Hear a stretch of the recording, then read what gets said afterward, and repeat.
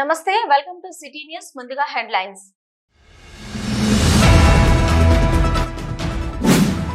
అంగన్వాడీ కేంద్రాలను మరింత మెరుగ్గా నిర్వహించాలి. జిల్లా కలెక్టర్ కోయ శ్రీహర్ష ఆదేశాలు.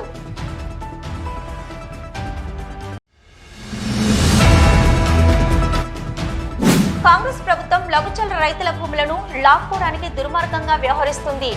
రామగుండం మాజీ ఎమ్మెల్యే కోరకంటి చంద్ర ఆరోపణ.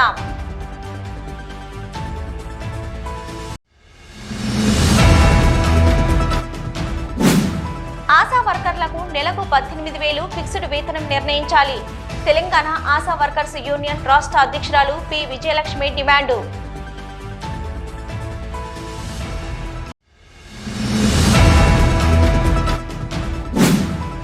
సింగరేణి కార్మికులకు సొంతిల్లు సాధించడమే సిఐటియు లక్ష్యం.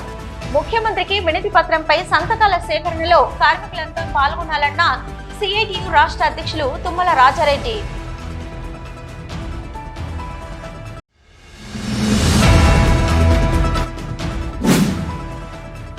శాంతియుత మార్గం ద్వారా సింగరేణి సిఐడి ఎండీని కలవడానికి వెళ్తున్న క్రమంలో పోలీసులు తమను అరెస్టు చేయడం సరైంది కాదు. సింగరేణి మారుపేట డిపెండెంట్ ఉద్యోగ బాధితులు ఆవేదన.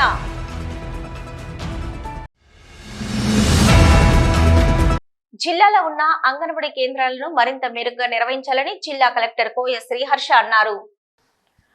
మంగళవారం జిల్లా కలెక్టర్ కోయ శ్రీహర్ష సమీకృత జిల్లా కలెక్టరేట్ లో మహిళా శిశు దివ్యాంగుల సంక్షేమం శాఖ పనితీరుపై సంబంధిత అధికారులతో సమీక్షించారు. అంగన్వాడీ కేంద్రాల పనితీరు, అంగన్వాడీ కేంద్రాల ద్వారా అందుతున్న సేవలు, లబ్ధిదారుల వివరాలు, ప్రీ స్కూల్ నిర్వహణ, అనీమియా నివారణ మొదలగు వివరాలను కలెక్టర్ సంక్షేమ అధికారిని అడిగి తెలుసుకున్నారు.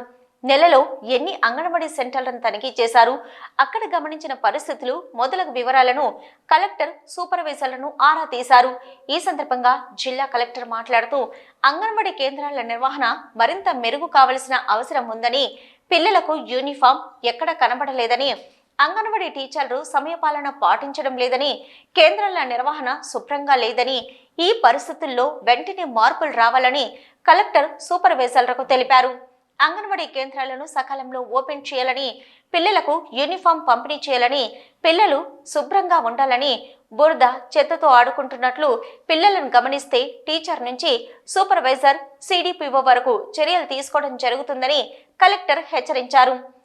సామాల్ న్యూట్రిషన్ సంబంధించి వాస్తవిక పరిస్థితులు రిపోర్టు చేయాలని, ఎంత ఎక్కువ మంది గుర్తిస్తే అంత మంచిదని కలెక్టర్ తెలిపారు. గర్భిణీ మహిళలు పౌష్టికాహారం తీసుకుంటున్నారో లేదో, ఐరన్ మాత్రలు వేసుకుంటున్నారా అనే అంశంపై నిరంతరం పర్యవేక్షణ చేయాలని, గర్భిణీ మహిళలకు సంబంధించి ప్రతి అంశాన్ని ట్రాక్ చేసుకునేలా అంగన్వాడీ కేంద్రాల వద్ద వ్యవస్థ ఏర్పాటు చేయాలని, గర్భిణీలు ఏఎన్సీ రిజిస్ట్రేషన్ చెకప్ సకాలంలో జరిగేలా చూడాలని కలెక్టర్ సూచించారు.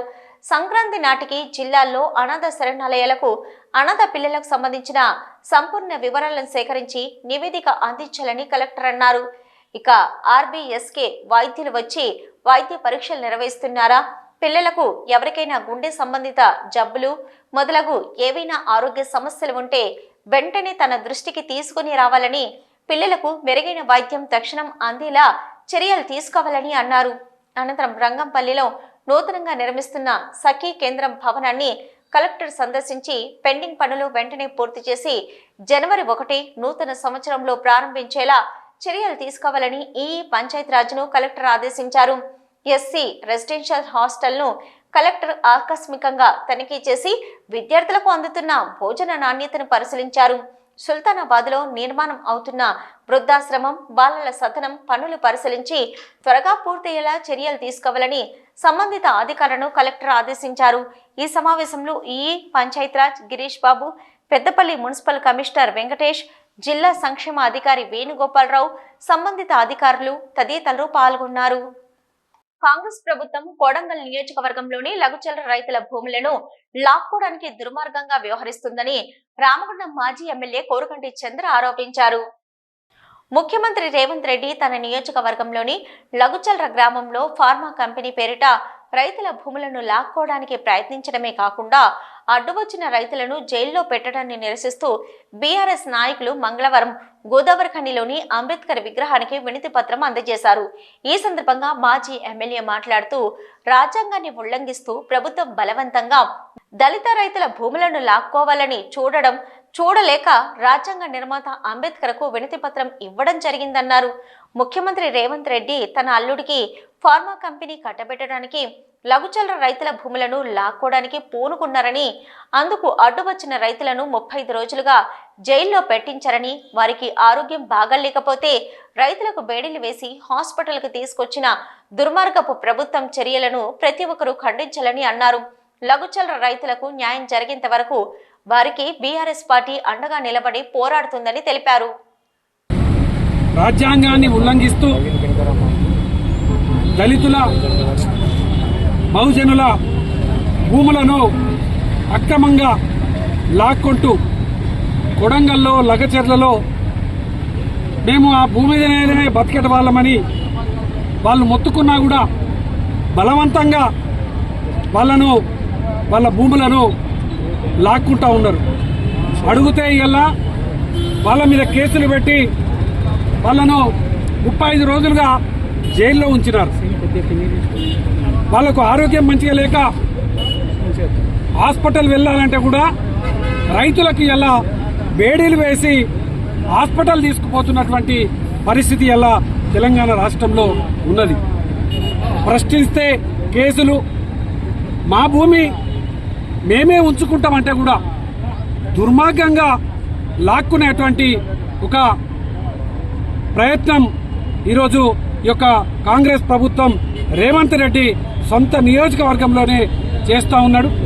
ఇంత దురాంకారమైనటువంటి పాలన ఈ తెలంగాణ రాష్ట్రంలో ఎన్నడూ లేదు, భారతదేశంలో కూడా ఎక్కడ లేదు. ఇంత దుర్మార్గంగా భూమి మీద బతికేటువంటి భూమి పుత్రులను అడిగితే ప్రశ్నిస్తే వాళ్ళను జైల్లో పెట్టి వేడీలేసి వాళ్ళను ఇలా హాస్పిటల్లకు కూడా తీసుకుపోతున్నటువంటి యొక్క పరిస్థితి చూస్తే తెలంగాణ ప్రాంతంలో ఉన్నటువంటి రైతాంగం అంతా కూడా ఇలా సలసల రక్తం మసులేటువంటి పరిస్థితి ఇలా తెలంగాణ రాష్ట్రంలో ఉన్నది. అందుకే బీఆర్ఎస్ పార్టీ ఇలా రైతాంగానికి లగచెర్లలో ఉన్నటువంటి రైతులకు అండగా ఒకనాడు ఫార్మా కంపెనీ పెడతామని అంటారు, ఒకసారి ఇండస్ట్రియల్ కంపెనీ పెడతామని అంటారు. ఎట్లా చేసి వాళ్ళ భూములను లాక్కోవాలనేటువంటి కుట్ర తప్ప, వాళ్ళ లాక్కోవాలనేటువంటి ఆలోచన తప్ప, వాళ్ళ అల్లుడితోని అక్కడ కంపెనీ పెట్టేయాలనేటువంటి ఆలోచన తప్ప ఇలా ఓటేసినటువంటి ప్రజలకు అన్యాయము జరుగుతుంది, మా భూములను మాకు ఉంచండి అని అంటే వాళ్ళ గురించి ఆలోచన చేస్తలేడు ఇలా రేవంత్ రెడ్డి. అందుకోసమే ఇలా బీఆర్ఎస్ పార్టీ డిమాండ్ చేస్తూ ఇలా రాజ్యాంగాన్ని ఉల్లంఘిస్తున్నటువంటి ఈ యొక్క రేవంత్ రెడ్డి ప్రభుత్వానికి బుద్ధి చెప్పాలని ఇలా అంబేద్కర్ గారికి వినతి పత్రం ఇవ్వడం జరిగింది. లగచెర్ల రైతులకు అండగా బీఆర్ఎస్ పార్టీ ఉంటుంది. లేకపోతే మాత్రం ఈ యొక్క కాంగ్రెస్ ప్రభుత్వానికి తగిన బుద్ధి గుణపాఠం చెప్పేటువంటి విధంగా రైతాంగం అంతా కూడా కార్యాచరణ తీసుకోవాలని కూడా ఈ సందర్భంగా రైతులందరినీ కూడా కోరుతూ సిటీ న్యూస్ లో ఇప్పుడు ఒక షార్ట్ బ్రేక్. మీ సొంతింటి కలకు అద్భుతమైన కళ తోడైతే అదే మన ఏరవ్ ఎటర్నా. అత్యంత అధునాతన టెక్నాలజీతో అందరూ మెచ్చే ఉత్తమ వసతులతో ఇల్లంటే ఇలానే ఉండాలి అనేంతగా మన ఎన్టీపీసీ జ్యోతినగర్ లో విశాలమైన 2 BHK and 3 BHK residential flats, swimming pool, kids play area, walking tracks, party celebration lawn, supermarkets, car charges, 24/7 CCTV monitoring వంటి ఎన్నో ప్రత్యేకతలు. ఇప్పుడే కాల్ చేయండి 882459 ఏరవ్ ఎటర్నా. మీ సొంత ఇల్లు ఎన్నో వసతులతో ఎంతో అందంగా. ఇల్లే కైలాసం, వాకిలే వైకుంఠం. అటువంటి సొంత ఇల్లు అంటే అందరికీ ఎన్నో రకాల అంచనాలు, దాని అందంపై ఎన్నో రకాల ఆశలు. ఆ అంచనాలకు ఆశలకు రూపం మన ఎన్టీపీసీ జ్యోతినగర్ లో ఏరవ్ ఎటర్నా. గోదావరి కనిలో మీరు ఊహించని టాప్ క్లాస్ ఎమ్యూనిటీస్ తో మీకోసం ఇప్పుడే కాల్ చేయండి 882459 ఏరవ్ ఎటర్నా. మీ అందమైన భవిష్యత్తులో ఒక అందమైన ఇల్లు. Back to news. రాష్ట్రంలోని ఆశా వర్కర్లకు నెలకు 18,000 ఫిక్స్డ్ వేతనం నిర్ణయించాలని తెలంగాణ ఆశా వర్కర్స్ యూనియన్ రాష్ట్ర అధ్యక్షురాలు పి విజయలక్ష్మి ప్రభుత్వాన్ని డిమాండ్ చేశారు.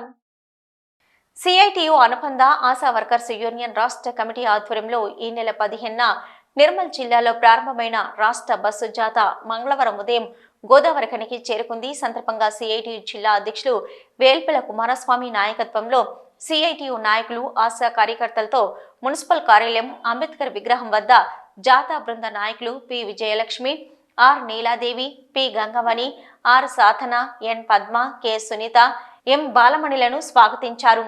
అనంతరం జాథా బృంద నాయకులు అంబేద్కర్ విగ్రహానికి పూలమాలలు వేశారు. ఈ సందర్భంగా పి జయలక్ష్మి మాట్లాడుతూ రాష్ట్ర కాంగ్రెస్ ప్రభుత్వం ఆశల సమస్యల పట్ల నిర్లక్ష్యంగా వ్యవహరిస్తుందని అన్నారు. బీఆర్ఎస్ కంటే కాంగ్రెస్ పార్టీ అధికారంలోకి వస్తే మెరుగైన సౌకర్యాలు కల్పిస్తామని, వేతనాలు పెంచుతామని, దీంతో పాటు ఉద్యోగ భద్రత కల్పిస్తామని కాంగ్రెస్ పార్టీ ఎన్నికల మేనిఫెస్టోలో పొందుపరచడం జరిగిందని అన్నారు. ఆశల ఓట్లతో గెలిచి అధికారంలోకి వచ్చిన కాంగ్రెస్ ప్రభుత్వం నేటికి వాటిని అమలు చేయలేదని అన్నారు. ఈ మధ్యకాలంలో ఆశలకు ఫిక్స్డ్ వేతనం 18,000 ఇవ్వాలని, ఇతర సమస్యలు పరిష్కరించాలని కోరుతూ ఆరోగ్య శాఖ మంత్రికి, రాష్ట్ర ఉన్నతాధికారులకు, రాష్ట్ర వ్యాప్తంగా ఉన్న ఎమ్మెల్యేలకు, మంత్రులకు ఆశా వర్కర్స్ అనేక సార్లు వినతి పత్రాల ద్వారా విజ్ఞప్తులు చేయడం జరిగిందన్నారు. అయినప్పటికీ కాంగ్రెస్ ప్రభుత్వం ఆశా వర్కర్స్ సమస్యలు పట్టించుకోకపోవడంతోనే ఈరోజు బస్సు జాథా చేయాల్సి వచ్చిందని అన్నారు. ఈ బస్సు జాథా డిసెంబర్ 31 వరకు కొనసాగుతుందని అన్నారు. ఇప్పటికైనా ఫిబ్రవరిలో జరిగే అసెంబ్లీ బడ్జెట్ సమావేశాల్లో ఆశలకు నెలకు 18,000 వేతనం నిర్ణయించాలని డిమాండ్ చేశారు.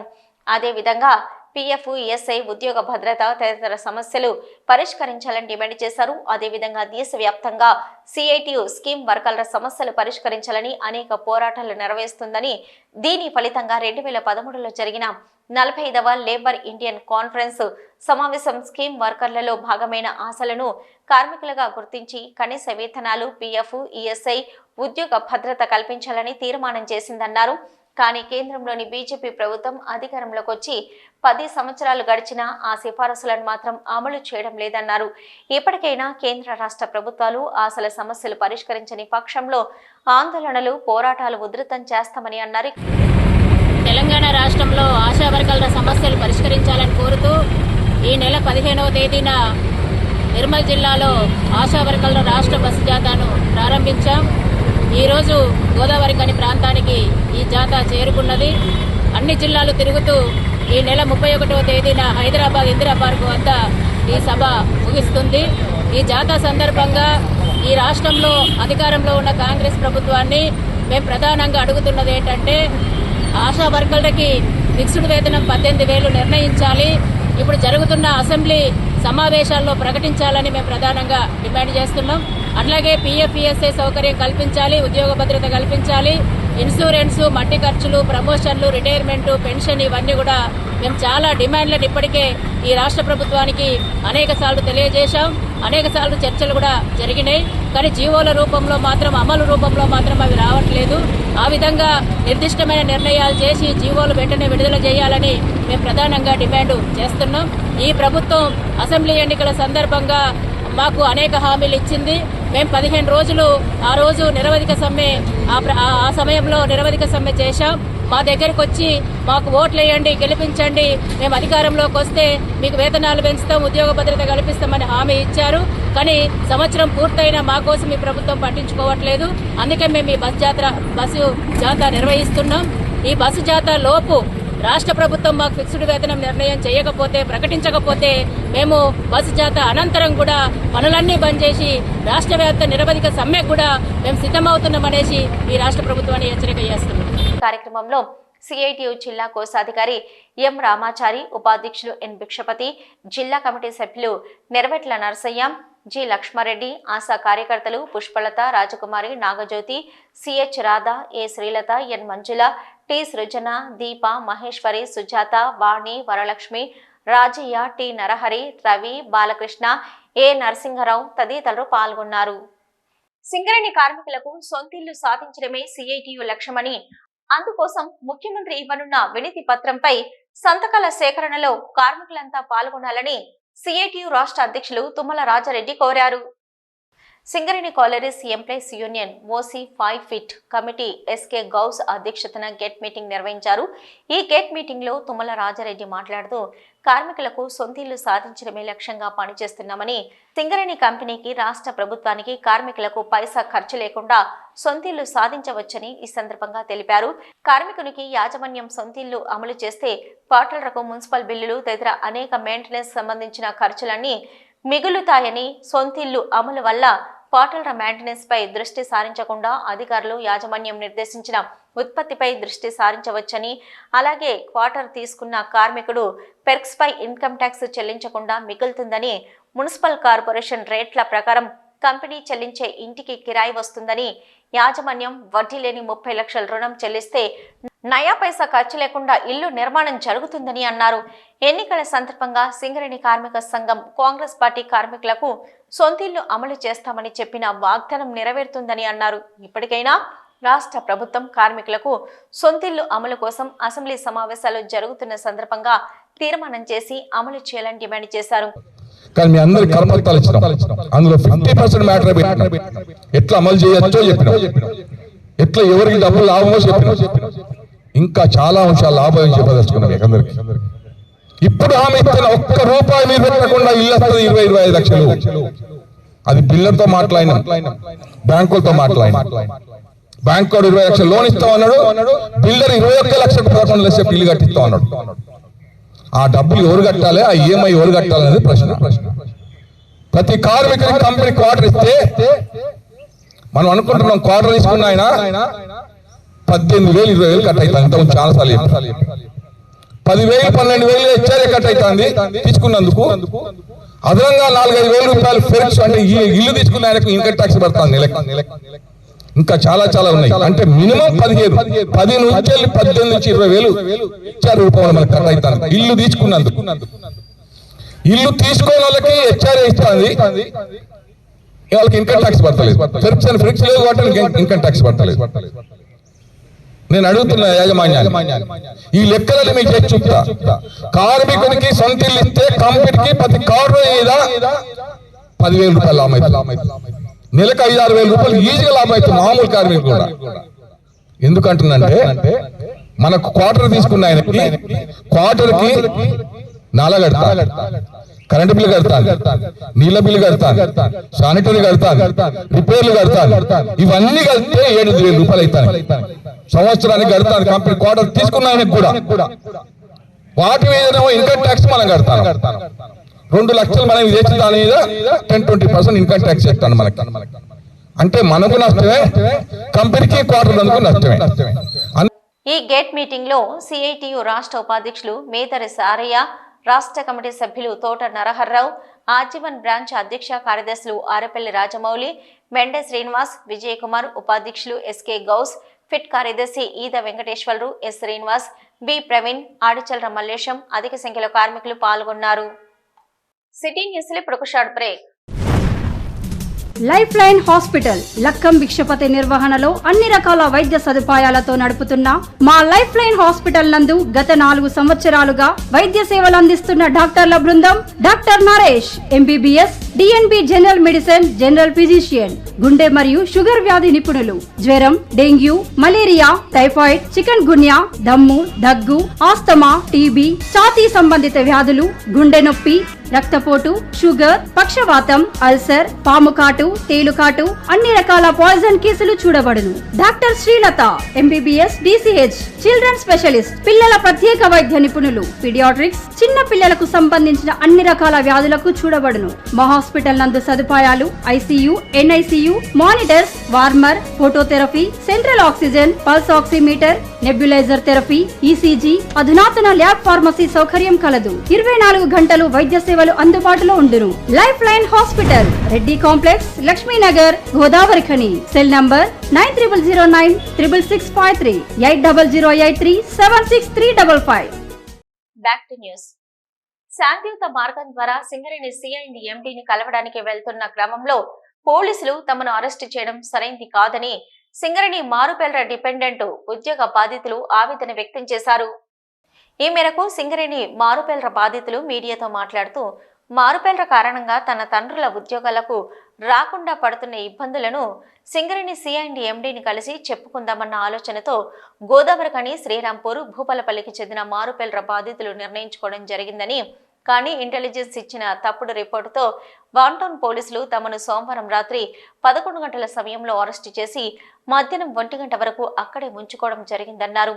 కేవలం తమ బాధలను చెప్పుకోవడం కోసమే CID/MDని కలవాలని అనుకోవడం జరిగిందని తెలిపారు.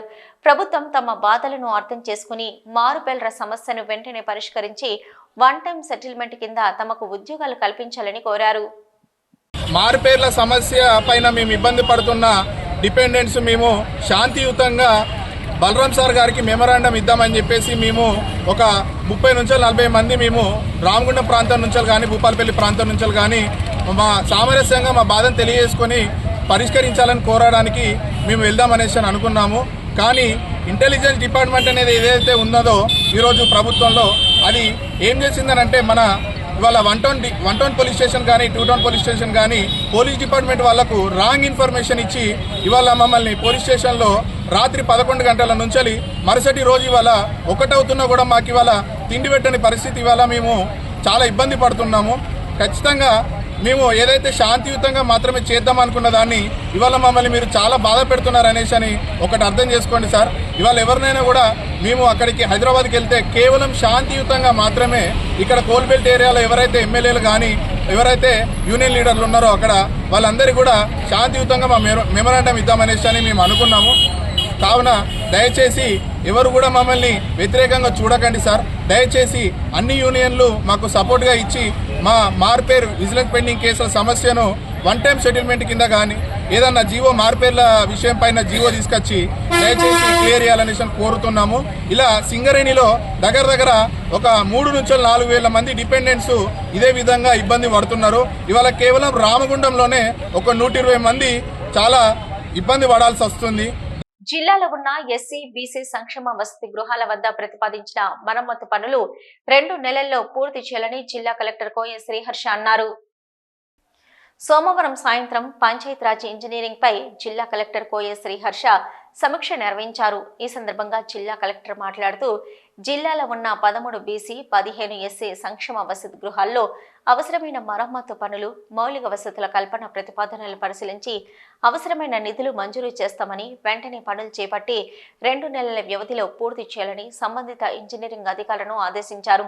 జిల్లాలోని ప్రభుత్వ పాఠశాలల్లో పెండింగ్ లో ఉన్న కాంపౌండ్ వాల్, ఇతర చిన్న పనుల ప్రతిపాదనలపై చర్చించిన కలెక్టర్ నిధులు మంజూరు చేస్తామని, పనులు సకాలంలో పూర్తయ్యేలా చూడాలని అధికారులకు తెలిపారు. గ్రామీణ పంచాయతీరాజ్ విభాగానికి సంబంధించి పురోగతి ఉన్న పనులు త్వరగా పూర్తి చేసి ప్రజలకు అందుబాటులోకి తీసుకుని రావాలని అన్నారు.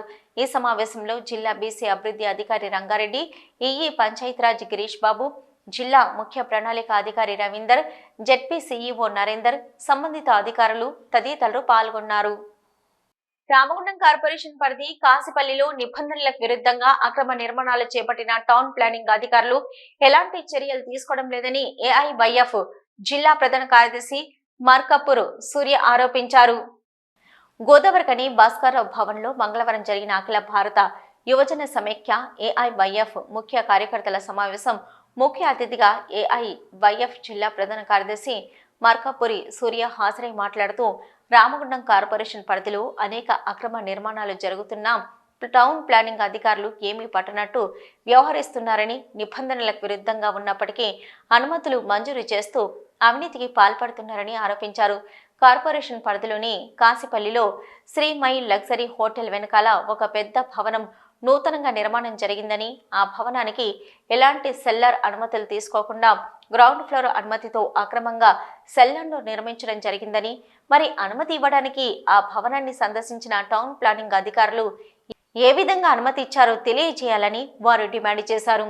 అనుమతి లేకుండా చిన్న రేకుల షెడ్ వేసుకుంటేనే హుటాహుటిన టౌన్ ప్లానింగ్ అధికారులు స్పందించి నిర్మాణాలను కూలగొడుతున్న అధికారులకు పారిశ్రామిక ప్రాంతంలో ఇంత పెద్ద భవనం అక్రమ నిర్మాణం అని తెలిసినా ఫిర్యాదు చేసినా పట్టించుకోకపోవడం అధికారుల అవినీతికి నిదర్శనమని అన్నారు. కార్పొరేషన్ ప్రాంతంలో ఉన్నోళ్లకు ఒక చట్టం, లేనోళ్లకు ఒక చట్టం లాగా కార్పొరేషన్ టౌన్ ప్లానింగ్ అధికారులు వ్యవహరించడాన్ని తప్పుపట్టారు. కాసిపల్లిలో అక్రమంగా నిర్మాణం జరుగుతున్న భవనంపై వెంటనే చర్యలు తీసుకోకపోతే రామగుండం కార్పొరేషన్ కార్యాలయాన్ని ముట్టడిస్తామని హెచ్చరించారు.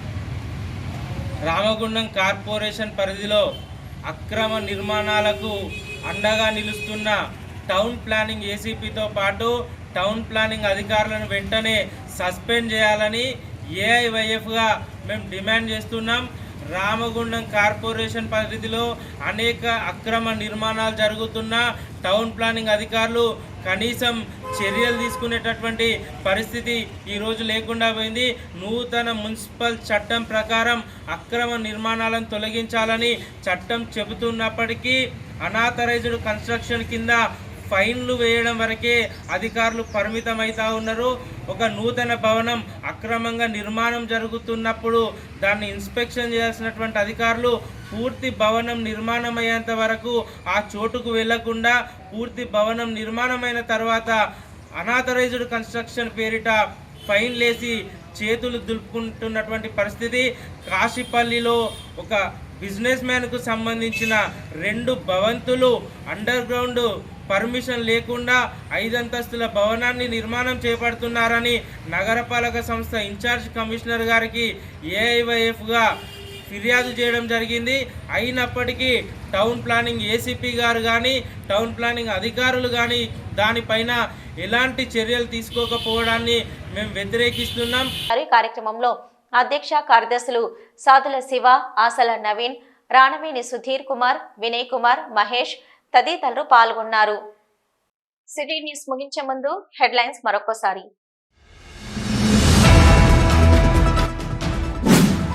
అంగన్వాడీ కేంద్రాలు మరింత మెరుగ్గా నిర్వహించాలి. జిల్లా కలెక్టర్ కోయ శ్రీహర్ష ఆదేశాలు.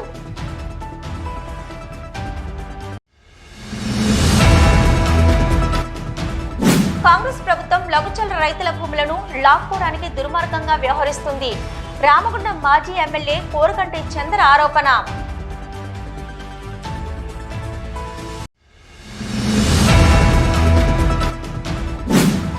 ఆశా వర్కర్లకు నెలకు 18,000 ఫిక్స్డ్ వేతనం నిర్ణయించాలి.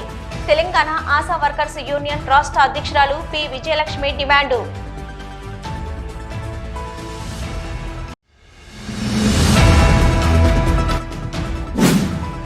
సింగరేణి కార్మికులకు సొంతిల్లు సాధించడమే సిఐటియు లక్ష్యం. ముఖ్యమంత్రికి వినతి పత్రంపై సంతకాల సేకరణలో కార్మికులంతా పాల్గొనాలన్న సిఐటియు రాష్ట్ర అధ్యక్షులు తుమ్మల రాజారెడ్డి.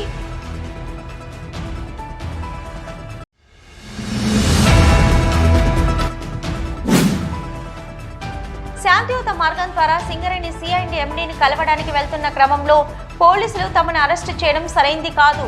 సింగరేణి మారుపేల్ర డిపెండెంట్ ఉద్యోగ బాధితులు ఆవేదన.